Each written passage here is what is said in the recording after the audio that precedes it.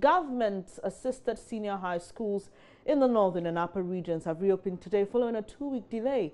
Heads of assisted senior high schools in the 72 senior high schools refused to reopen due to lack of funds to pay suppliers.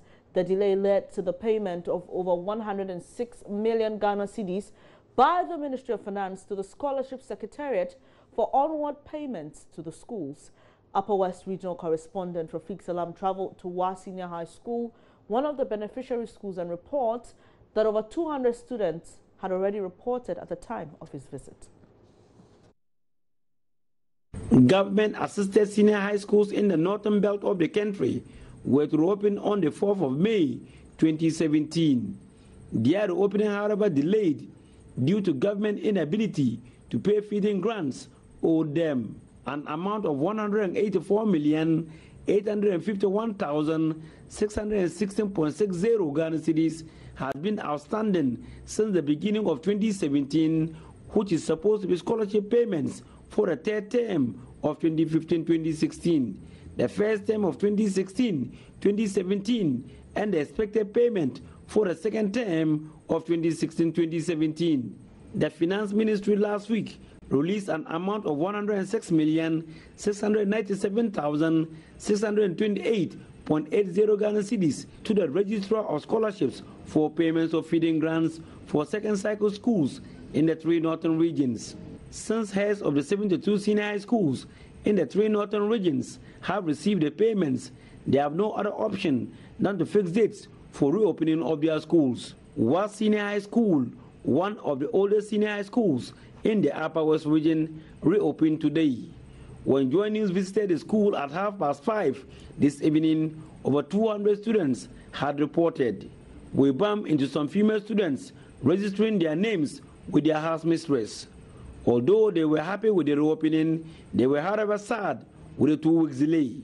We are happy, but we are sad somehow because we were supposed to open on 12th, and it's about 3 weeks now, but we have not yet opened. So it will make us delay in our academic performance. I think the government should do something. If they know that they can't be paying the feeding grants, they should let parents know, so that every parent should prepare his or her wards to be well prepared and come to school, because he or she will know that now there are no more feeding grants. Yes, we are happy because our mates are the staff. They went to school on the 4th of May and they are already learning. And we are sitting in the house doing nothing, waiting for our feeding grants. So I'm happy to be in school. While teachers at the school welcome the payment of the feeding grants, they however considered that they will need to work above themselves in order to cover the syllabi. Sarah Basake is a house mistress at the school.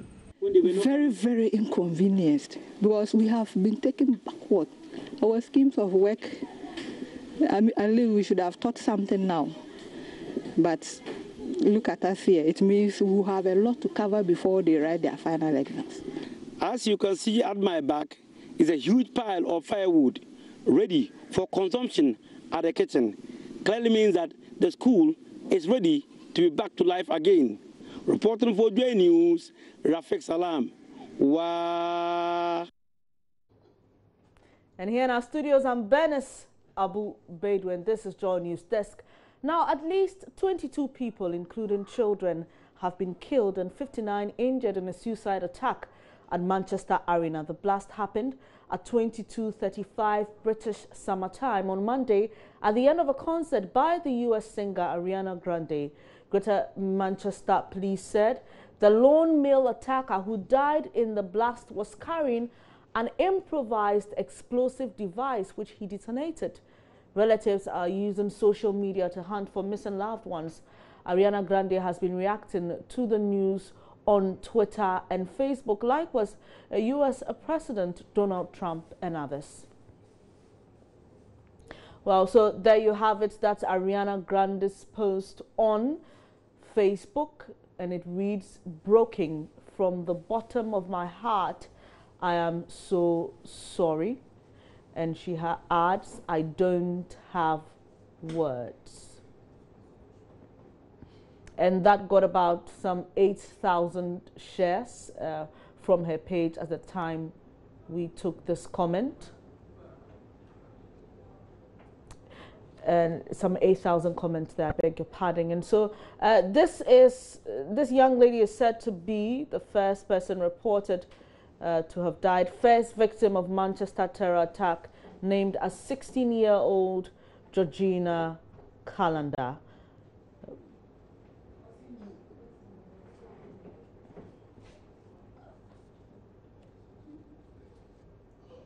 Well, Joy News editor Evans Mensah is currently in London and joins us on the phone with some information on the attack. Hello, Evans. Hello, Bernice. Hi, good morning to you. Where exactly are you?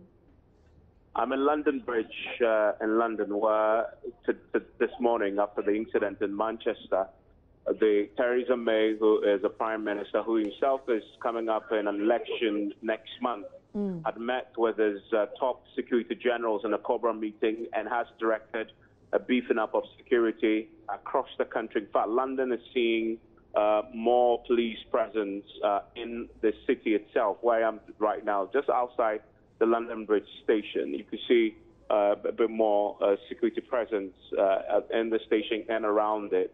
Obviously, they want to ensure that if this is an incident, of course, that has claimed so many lives, it doesn't repeat, or it's not repeated in parts of the UK. It's about a precaution. They have to put more men on the ground across major UK cities, including London, to forestall any occurrence, people who may be inspired by the events, the tragic, terrible events of last night, who copycats, etc., who might be thinking of following suit. So that is what is happening here in London and across many UK cities. So have you heard from the Ghanaian community there? Do we have any reports? You know, there are quite a number of Ghanaians in London. Is there any hint of any Ghanaian being involved in the attack? I must say that the Manchester itself is a community that has a huge African community. And as you can imagine, there'll be many Ghanaians amongst them. I have been to Manchester before. That particular station where the bomb exploded, right in the foyer of the Manchester Arena, it's actually a foyer that also shares a common space with a Victoria Line and other trains coming from London, etc. Okay. It's a place where many Africans work. And the last time I was there in 2011, I went to watch a match at Old Trafford. You will see a lot of Ghanaians, a lot of Africans work in that station, cleaners, etc., attendants at the Manchester Arena. And so you can imagine that when the chips are down, the body count is over, and we start identifying these bodies, I will not be surprised that we will find people of many African nationalities among those casualties that we have recorded today. All right, Evans. Yeah, sorry to cut in, we are running out of time, but London is a very busy place. Has this issue in any way affected, do you see people walking around as usual? Do you see the streets and byways, with a lot of people? People are going about their duties, as usual. And I must say quickly, though, Bennett, that this is happening on the day when our Foreign Affairs Minister, Shirley Ayokoboche, is, together with many top UK officials, will be launching Ghana's 60th independence anniversary here in the UK for obvious reasons. UK is a country from which we gained independence 60 years ago. And so I'm pretty sure that tonight's event, which will be around 5 o'clock, a minute silence will be observed for those who've lost their lives here in the UK. And we know that they're actually launching a documentary, and after that they're going to interact with audiences. Is that it? Yes. So the minister, together with Baroness Amos and other top UK officials, were all together and invited guests here at SOAS, School of Oriental Studies. A documentary that depicts a struggle for independence from the UK 60 years ago will be filmed. Then she will, together with others, take questions and interact with the audience. It will be interesting for her to sort of articulate Ghana's position in the world on the back of its 60 years independence anniversary. Has it been good for us to win ourselves with the UK as a colonial masters, or hasn't been? It will be interesting when that interaction starts later Obviously, today. It will be interesting, Evans, and we'll come back to you to pick up some information on how it went. Thank you very much for your time this morning. That's Joy News editor Evans Mensah coming to us from London.